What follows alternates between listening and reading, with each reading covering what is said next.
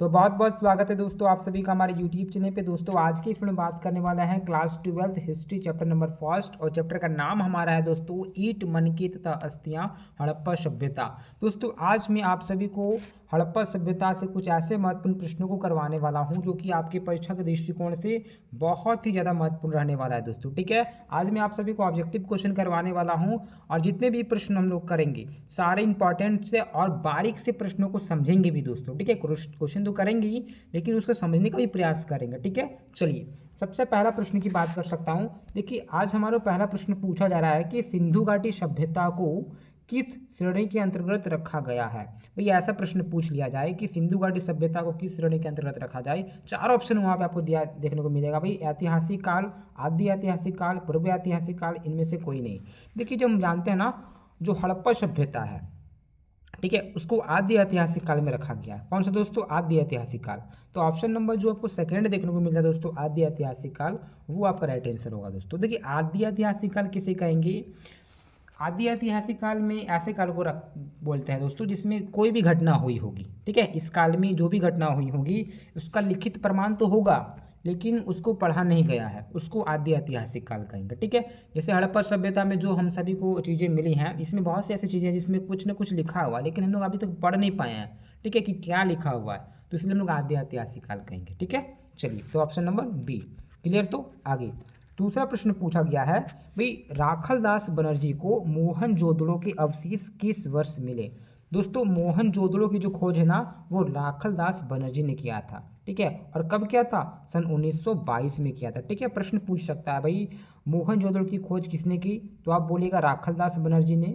ठीक है, कब किया? तो आप बोलिएगा सन 1922 में। ठीक है, चलिए अगला प्रश्न, दूसरा हो गया ना, तीसरा प्रश्न देखते हैं। भाई तीसरा जो प्रश्न आप सभी का पूछा जा रहा है कि सिंधु घाटी सभ्यता में विशाल स्नानागार के अवशेष कहाँ से प्राप्त हुए। भाई विशाल स्नानागार, ठीक है, तो स्नानागार का जो अवशेष मिलता है ना, वो मोहनजोदड़ो से मिलता है। कहाँ से दोस्तों? मोहनजोदड़ो। तो ऑप्शन नंबर जो आपका बी देखने को मिलता है दोस्तों, वो राइट आंसर होगा दोस्तों। ठीक है, आपको बताना है। क्लियर, चलिए चौथा प्रश्न यहाँ पे पूछा गया है दोस्तों कि हड़प्पा सभ्यता किस युग की सभ्यता है। भाई आपको बताना है कौन सा, पूर्व पाषाण काल का, नव पाषाण काल का, लोह युगीन या फिर कांस्य युगीन। देखिए हड़प्पा सभ्यता को हम लोग कांस्य युगीन सभ्यता बोलते हैं। भाई हड़प्पा सभ्यता को कांस्य युगीन सभ्यता बोलते हैं। कांसा की प्रचलन थी वहाँ पे, तो हम लोग कांस्य युगीन सभ्यता बोलेंगे। Option number 4। ठीक है, भाई हड़प्पा सभ्यता में लोहा का जिक्र नहीं किया गया, आप लोग ध्यान में रखिएगा, वहाँ पे लोहा का कोई भी अवशेष नहीं मिलता है। पांचवा प्रश्न, देखिए पांचवा जो प्रश्न पूछा गया है कि हड़प्पा सभ्यता का सबसे बड़ा नगर कौन सा था। देखिए हड़प्पा सभ्यता का सबसे बड़ा नगर की मैं बात करूँ दोस्तों, स्थान की बात करूँ, वो हो जाएगा मोहनजोदड़ो। कौन था दोस्तों? मोहनजोदड़ो। तो ऑप्शन नंबर जो फर्स्ट आपको देखने को मिलता है वो राइट आंसर होगा। ठीक है, सबसे बड़ा नगर।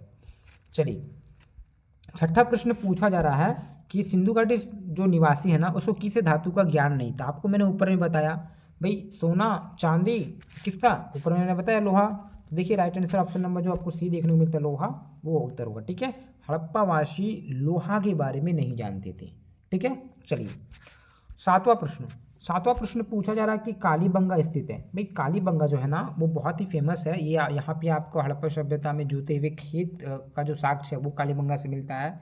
हवन कुंड का साक्ष्य कालीबंगा से मिलता है।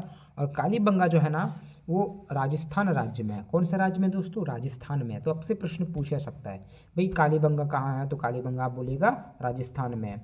इससे रिलेटेड एक क्वेश्चन पूछ सकता है इस तरह से, लोथल कहाँ है, तो आप बोल सकते हैं गुजरात में स्थित है दोस्तों। ठीक है, चलिए देखिए आठवां प्रश्न पूछा जा रहा है कि हड़प्पा किस नदी के किनारे स्थित है। हड़प्पा जो है ना दोस्तों, वो रावी नदी के किनारे है। ठीक है, बहुत से बच्चे थोड़े से इसमें कंफ्यूज हो जाते हैं बार बार। यहाँ पे एक क्वेश्चन पूछा गया है कि हड़प्पा जो है ना, वो किस नदी के किनारे है। बहुत से बच्चे क्या करेंगे, सिंधु पे टिक कर देंगे। क्यों करते हैं सिंधु पे टिक? ऐसा करने से गलत हो जाएगा, सिंधु गलत होगा। ठीक है, अब मैं रीजन बताता हूँ।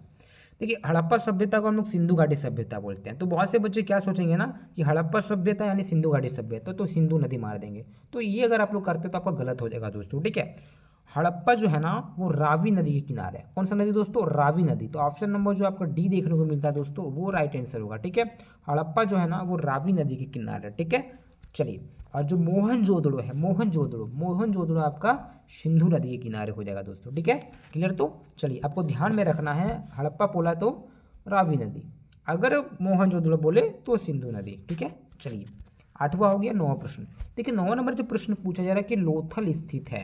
भाई लोथल कहाँ है? लोथल मैंने आपको ऊपर में बताया भाई गुजरात राज्य में स्थित है, जब मैंने आपको कालीबंगा बताया था जो कि राजस्थान में है। तो लोथल जो है ना वो गुजरात राज्य में है। तो ऑप्शन नंबर आपका फर्स्ट में ही देखने को मिलता है दोस्तों गुजरात, वो राइट आंसर हो जाएगा। इसके बाद आगे के क्वेश्चन को देखने को 10वां नंबर जो क्वेश्चन पूछा गया भाई, सिंधु घाटी सभ्यता में हल का प्रमाण कहाँ से मिला? भाई हल का प्रमाण या तो फिर जुते हुए हल का जो प्रमाण या तो साक्ष्य जो मिलता है वो कालीबंगा से मिलता है। कहाँ से दोस्तों? कालीबंगा, जो कि राजस्थान में है। तो right answer option number D. Clear? तो चलिए, वीडियो अच्छा लगता तो लाइक करें, मित्रों को शेयर करें दोस्तों, है ना। चलिए, सब्जेक्टिव भी मैं आपको करवा दूंगा बारीक से, हर एक प्रश्न को करेंगे हम लोग, किस प्रकार से लिखना है एग्जाम हॉल में वो भी मैं आपको बताऊंगा, हर एक चीज को देखेंगे हम लोग। 11वां प्रश्न पूछा गया कि हड़प्पा सभ्यता का नगर था भाई कैसा था? द्विस्तरीय, 3 स्तरीय, 1 स्तरीय में सभी।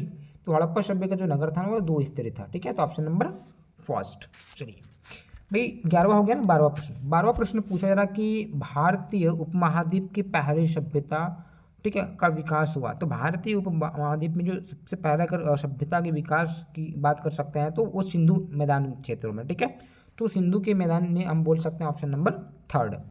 चलिए, प्रश्न पूछा गया है भाई, सिंधु घाटी सभ्यता की जुड़वा राजधानी थी। ठीक है, सिंधु घाटी सभ्यता की जो जुड़वा राजधानी थी वो हड़प्पा और मोहनजोदड़ो। ठीक है, क्या हो जाएगा? हड़प्पा और मोहनजोदड़ो। तो ऑप्शन नंबर जो आपको थर्ड देखने को मिलता है वो राइट आंसर होगा दोस्तों। ठीक है, हड़प्पा और मोहनजोदड़ो को जुड़वा राजधानी कहा जाता है, ऑप्शन सी। आगे के प्रश्न को करते हैं। इसके बाद प्रश्न पूछा जा रहा है कि निम्न में से किस पुरातत्वविद या तो पुरातत्ववेत्ता जो है ना के द्वारा हड़प्पा में खुदाई संपन्न कराया गया? भाई किसने खुदाई किया, किसके द्वारा करवाया गया था? तो ये जो आपका दिख रहा है ना, तीनों का तीनों आपका सही उत्तर होगा। ठीक है, ऑप्शन नंबर डी। ये सभी ने हड़प्पा की खोज की है दोस्तों। ठीक है भाई, हड़प्पा उसके रिलेटेड जैसे और भी जगहों पर उन्होंने किया था। तो ऑप्शन ठीक है डी हो जाएगा इनमें से सभी। चलो, तो इसके बाद 16वां नंबर जो प्रश्न आप सभी का पूछा जा रहा है दोस्तों कि हड़प्पा सभ्यता की संभवतः सबसे प्रसिद्ध कलाकृति जो नृत्य करती हुई जो महिला है ना, ठीक है, नृत्य की मुद्रा में नग्न स्त्री की एक कांस्य मूर्ति प्राप्त हुई, वो कहाँ से हुई? देखिए, एक डांस करती हुई महिला की मूर्ति प्राप्त हुई है, नाचती हुई महिला की मूर्ति, वो कहाँ से प्राप्त हुई दोस्तों? वो है ना मोहनजोदड़ो से प्राप्त हुई। ठीक है, तो ऑप्शन ए का आपको देखने को मिला दोस्तों, मोहनजोदड़ो। और ये प्रश्न प्रत्येक परीक्षाओं में बार बार ये रिपीट किया गया है, प्रश्न पूछा गया है कि जो नृत्य करते हुए महिला की जो मूर्ति है वो कहाँ से प्राप्त हुई? तो आपको बताना मोहनजोदड़ो से दोस्तों। ठीक है, चलिए, जो कि कांस्य की थी।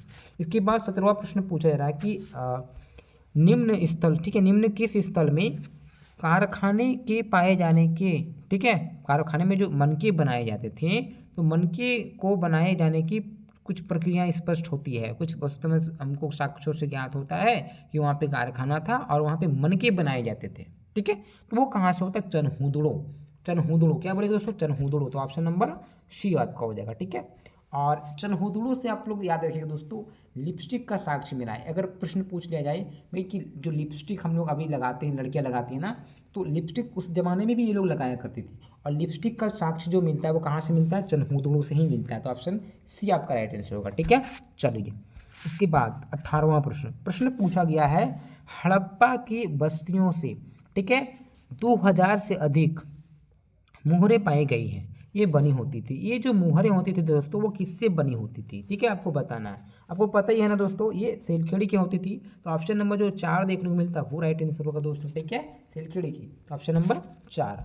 चलिए, आगे 19वां प्रश्न। वही प्रश्न पूछा गया है, निम्न किस स्थल में, ठीक है, ये तो निम्नलिखित में से कौन सा स्थल ऐसा है जिसमें खांचेदार खेत के प्रमाण मिले हैं? भाई खांचेदार खेत या फिर जुते हुए खेत का जो प्रमाण मिलता है वो कालीबंगा से मिलता है। कहाँ से? कालीबंगा दोस्तों। ठीक है, तो ऑप्शन नंबर जो आपको थर्ड देखने को मिलता है वो राइट आंसर होगा। चलिए, इसके बाद में बात करूँ 20वां प्रश्न की। भाई प्रश्न पूछा गया है कि हड़प्पा वासियों द्वारा, ठीक है, मुख्य फसलें थी। भाई हड़प्पा वासी जो मुख्य फसल उसकी खाने के लिए था वो कौन था? तो आपको पता होना चाहिए, गेहूं और जौ हुआ करता था दोस्तों। ठीक है, तो देखिए आपका फर्स्ट नंबर में आपको देखने को मिलता है गेहूं, जौ और तिल। ठीक है, गेहूं, जौ और तिल, ये 3 इंपॉर्टेंट हैं। ठीक है, तो ऑप्शन नंबर फर्स्ट। चलिए, 21वां नंबर प्रश्न पूछा गया है कि हड़प्पा सभ्यता में पाई गई मुहरें आमतौर पर किस प्रकार की होती थी? तो ये जो मुहरें होती थी दोस्तों वो चौकोर होता था। ठीक है, ये जो आमतौर पर अधिकतर जो मुहरें वहाँ पे हम सभी को खुदाई के दौरान जो साक्ष्यों से ज्ञात होता है, तो कौन से? तो चौकोर हुआ करता है। ठीक है, ऑप्शन नंबर सी। इसके बाद जो प्रश्न पूछा गया आप सभी का 22वां नंबर, भाई प्रश्न पूछा गया है कि हड़प्पा निवासी पूजा करते थे। हड़प्पा वासी किसकी पूजा किया करते थे, आपको बताना है। तो ये लोग जो है ना दोस्तों मातृ देवी की पूजा किया करते थे, ठीक है। तो भाई हम यहाँ पे बहुत सी चीज़ों को पूजा करने को मिला है, लेकिन अधिकतर हम लोग देखेंगे तो मृत, ठीक है, जो मातृ देवी है ना, जैसे हम लोग काली, चंडी, गौरी, अभी जो जिस समय पूजा जैसे कर रहे हैं हम, तो वो लोग भी मातृ देवी की पूजा किया करते थे दोस्तों, ठीक है। तो ऑप्शन नंबर फर्स्ट। चलिए आगे आगे यहाँ पे 30वां प्रश्न पूछा गया कि हड़प्पा सभ्यता में सब साधारणतः किस दिशा में रखकर दफनाए जाते थे।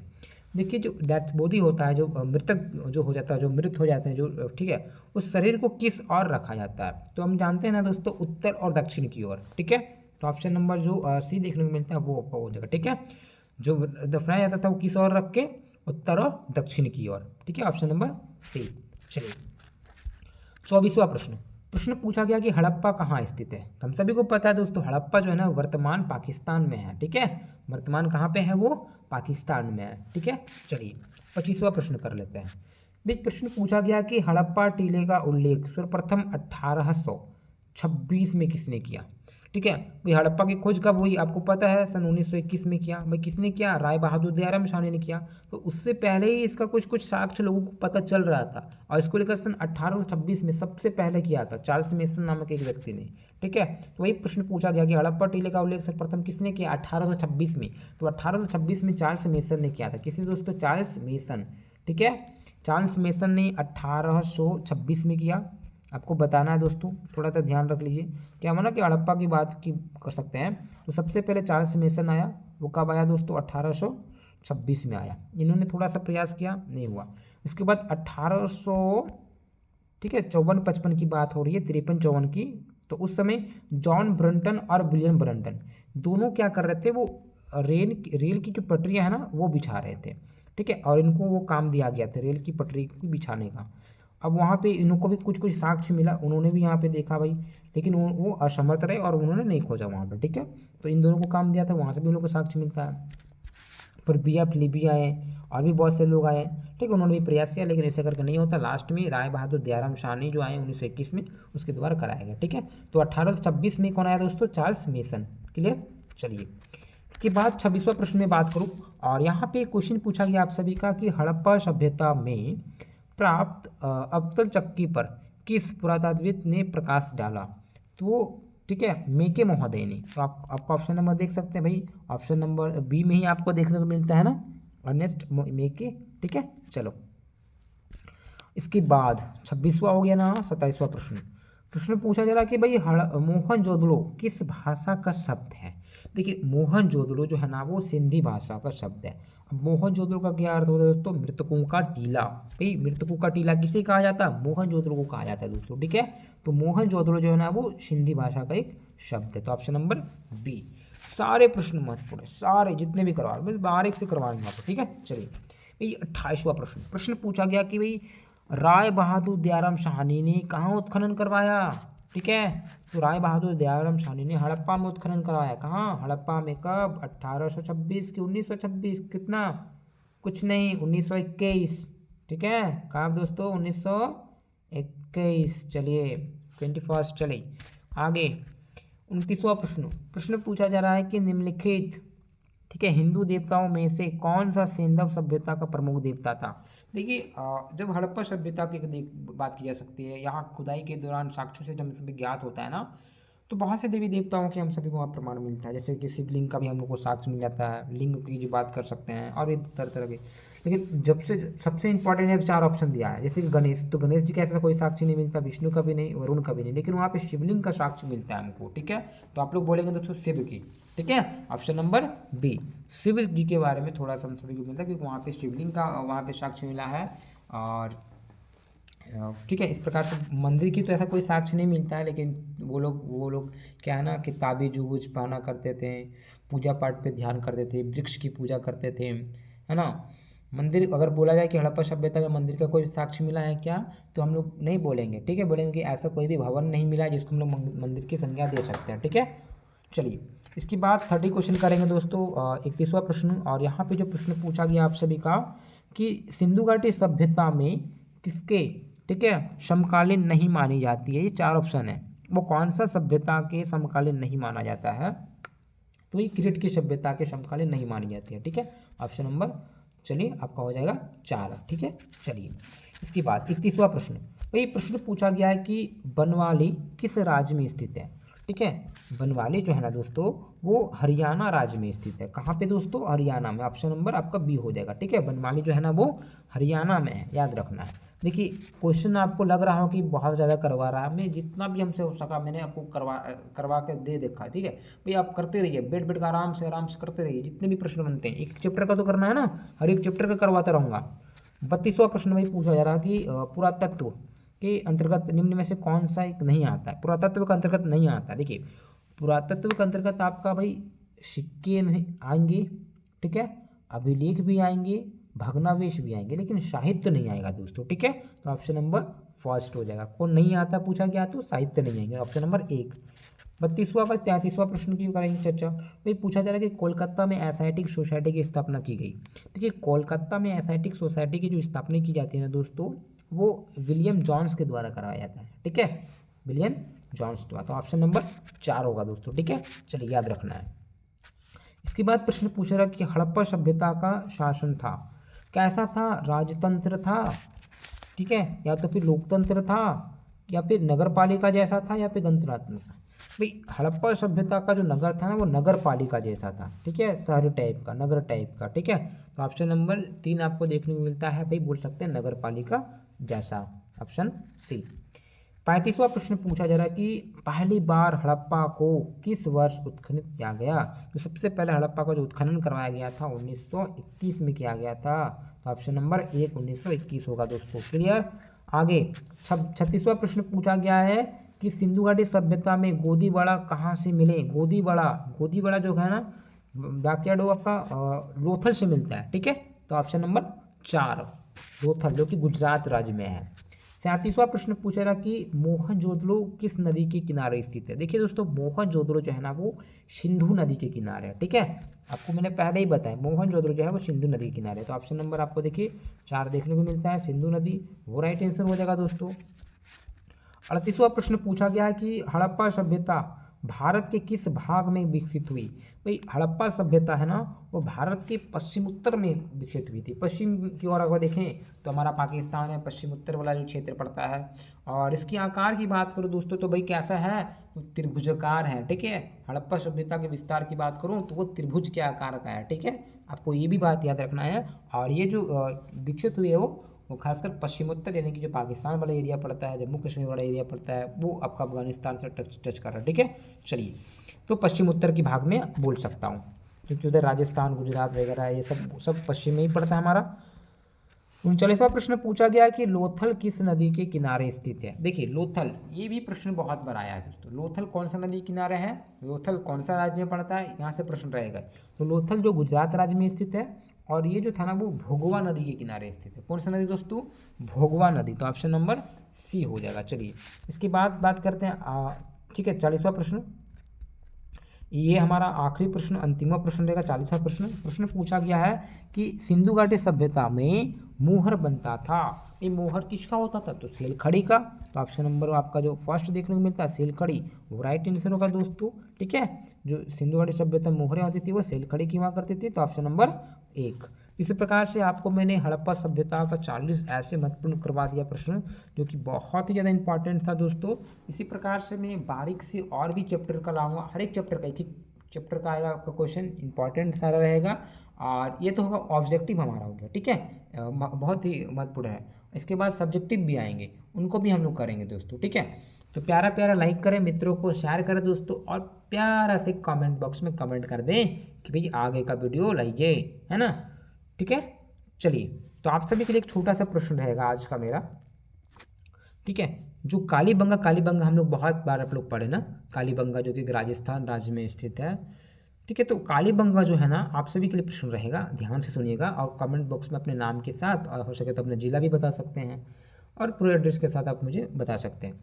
प्रश्न रहेगा आप सभी के लिए कि कालीबंगा जो है वो किस नदी के किनारे अवस्थित है? ठीक है, कालीबंगा कौन सी नदी के किनारे है दोस्तों? ठीक है, आपको बताना है।